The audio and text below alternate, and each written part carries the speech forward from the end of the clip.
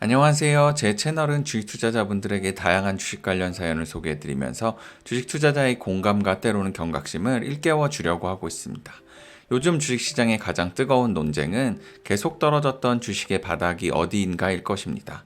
오늘 가져온 이야기는 실제 주식 투자를 하면서 세 번의 깡통을 차본 분의 경험담을 통해 주식시장의 바닥일 때의 몇 가지 공통점에 대한 이야기입니다. 이번 영상을 통해 바닥의 신호의 공통점이 현 주가 위치에서 몇 가지 해당되는지 함께 따져보고 판단하는 시간을 가져보도록 하겠습니다.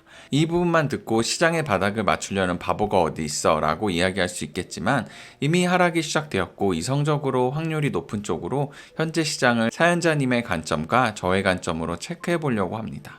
이 자체가 전 의미 있고 저의 생각과 여러분의 생각을 비교해보고 그 생각을 가지고 앞으로 시장이 어떻게 진행될지 계속해서 트래킹하면서 따라가다 본다면 단순히 존버하는 것보다 의미 있고 배우는 게 많을 것 같습니다. 이야기를 하다 보니 길어졌는데요. 그럼 시작해 보겠습니다. 세 번의 깡통을 차면서 배운 점. 주식 투자를 하면서 세 번의 깡통을 찼는데 첫 번째는 대기업이 안 망하겠지라는 안이한 생각으로 주식을 매수했다가 깡통을 찼고, 두 번째는 주식을 잘한다는 사람들의 말을 듣고 매수했다가 투자금을 모두 날렸으며, 마지막 세 번째는 그동안 잃은 돈을 한 번에 복구하겠다는 생각으로 레버리지 투자를 하다가 주가가 폭락해서 거지가 되었습니다. 어쨌든 제가 깡통을 차고 주식시장에서 퇴출이 되면 이상하게 그때가 항상 주식시장의 바닥이었고, 그리고 주식시장이 바닥일 때는 몇 가지 공통점이 있었습니다. 첫 번째, 코스피 PBR이 0.8 밑으로 내려간다.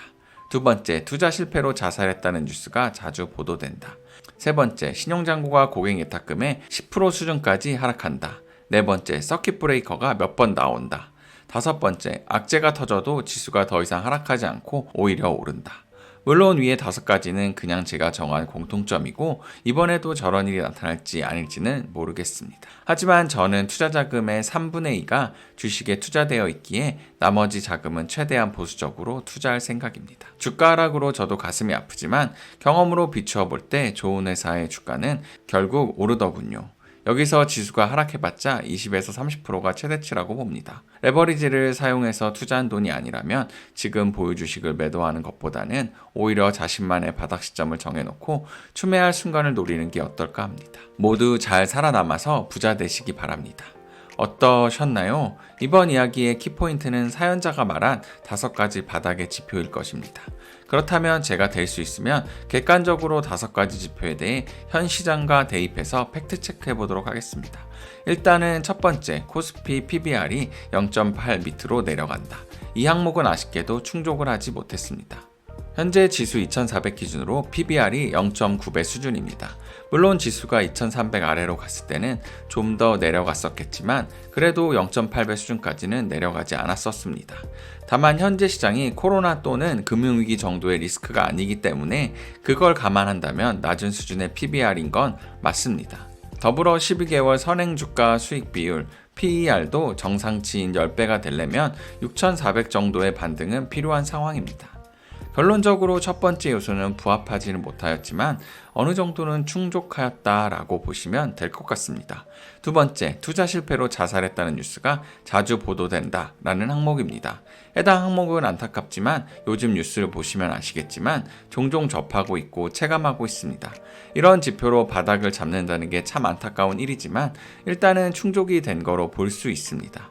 세 번째 항목은 신용잔고가 고객 예탁금의 10% 수준까지 하락한다입니다. 현재 22년 7월 21일 기준으로 고객 예탁금은 56조, 신용융자는 18조입니다. 고객 예탁금 대비 신용잔고는 30% 수준입니다. 이 항목은 충족 못하였네요.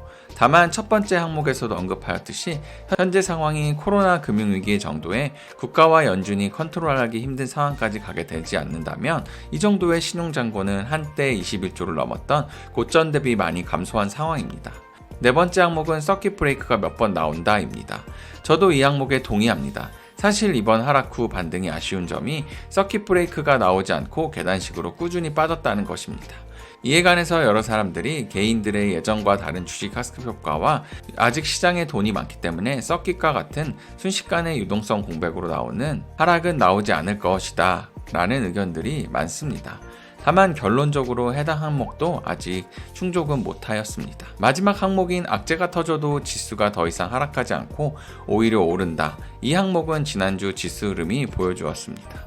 ECB, 즉 유럽은행에서 전례 없던 빅스텝 0.5bp의 금리 인상을 하고 미국의 6월달 CPI가 컨센서스 8.8%를 크게 넘는 9.1%가 나왔음에도 이보다 더 나빠지긴 어렵다면서 악재가 터져도 지수는 반등을 하였습니다.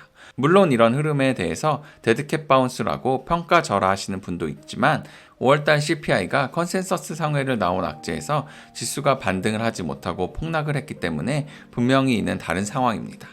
결론적으로 악재가 터져도 지수는 반등을 하였기 때문에 이 항목은 충족하였습니다. 결과적으로 저의 의견은 사연자분이 제시한 5가지 바닥지표 항목에서 두 번째, 투자 실패로 자살했다는 뉴스가 자주 보도된다. 5번째, 악재가 터져도 지수가 더 이상 하락하지 않고 오히려 오른다. 이 2가지 항목은 완전히 충족하였고, 첫 번째, 코스피 PBR이 0.8 밑으로 내려간다. 이 항목은 어느 정도 충족하였습니다. 하지만 세 번째, 신용잔고가 고객 예탁금의 10% 수준으로 하락한다. 네 번째, 서킷 브레이커가 몇 번 나온다.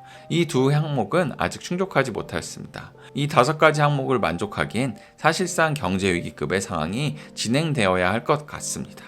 그런 점에서 3가지 정도의 항목을 만족시킨 지금은 어느 정도 근시적 바닥을 잡았다고 생각할 수 있을 것 같습니다. 참 쉽지 않네요.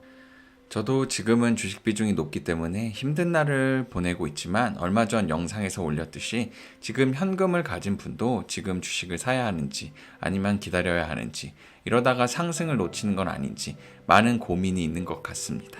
지금 현금을 가지신 분의 생각이 궁금하시다면 상단의 카드에 영상 링크를 걸어 놓을 테니 궁금하시면 클릭하여 영상 시청하시면 도움 되실 것 같습니다.